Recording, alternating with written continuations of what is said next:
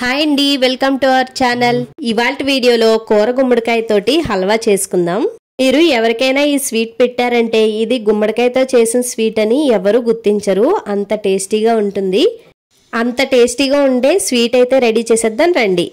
ముందుగా నేను ఇక్కడ ఒక గుమ్మడికాయ ముక్కను తీసుకున్నాను. మీరు కావాలనుకుంటే కాయ మొత్తం చేసుకోవచ్చు. మాకైతే ఇది సరిపోతుందని ఒక ముక్క తీసుకున్నాను. ఇదిగోండి, ఇప్పుడు ముక్కను తీసుకున్న తర్వాత వెనకాలన్న చెక్కులు తీసేసుకోవాలి. అదేనండి, తొక్క తీసేసుకోవాలన్నమాట. తొక్క కొంచెం గట్టిగా ఉంటుంది, నిదానంగా తీసుకోవాలి. అలాగే లోపల ఉన్న గింజలను కూడా తీసేసుకోవాలి. చెక్కులు గింజలు తీసిన తర్వాత ఒక్కసారి ముక్కల్ని కడిగేసుకోవాలి. కడిగేసుకున్న తర్వాత సన్న రంధ్రాలు ఉన్న వైపు తురుముకోవాలి. ఇదిగోండి, మొత్తం అంతా కూడా ఇలా తురుము పెట్టుకోవాలి. ఇప్పుడు ఒక గ్లాస్ కానీ బౌల్ కానీ తీసుకొని మనం ఈ తురుమునంతటిని కొలుచుకోవాలి. ఇలా కొలుచుకోవడం వల్ల మనకి ఎంత స్వీట్ వేయాలనేది తెలుస్తుంది. నాకైతే ఇక్కడ ఈ కప్పు తోటి 2 కప్పులు వచ్చింది. 2 కప్పుల తురుముకి 1/2 కప్పు బెల్లం పడుతుంది. దాన్ని బట్టి మీరు మీ మెజర్మెంట్కి అడ్జస్ట్ చేసుకోండి.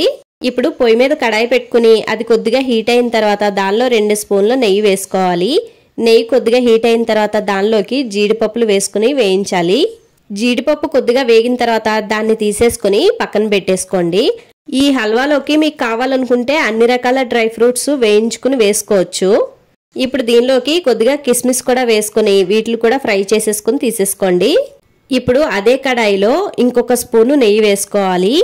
నెయ్యి కొద్దిగా హీట్ అయిన తర్వాత మనం గుమ్మడికాయ తురుము పెట్టుకున్నాం కదా, ఆ తురుముని ఆ నేతిలో వేసేసుకోవాలి. ఇప్పుడు స్టవ్ని లో ఫ్లేమ్లో పెట్టుకుని మధ్య మధ్యలో కలుపుతూ మూత పెట్టుకుని నిదానంగా ఉడికించుకోవాలి. 10 మినిట్స్ తర్వాత చూస్తే దానిలో ఉన్న వాటర్ అంతా ఆవిరైపోయి చూడండి బాగా ఉడికిపోయింది. మధ్య మధ్యలో కలిపినప్పుడు అడుగు అంటుకుపోకుండా కలుపుకోవాలి. ఇదిగోండి, అంతా బాగా ఉడికిపోయింది కదా. ఇప్పుడు సగం కప్పు బెల్లం వేస్తున్నాను. అంటే 2 కప్పులు తురుముకి 1/2 కప్పు బెల్లం పడుతుందన్నమాట. ఇప్పుడు ఈ బెల్లం కరిగేంత వరకు కలుపుకుంటూ ఉండాలి. 5-6 నిమిషాలకి బెల్లం కూడా కరిగిపోతుంది.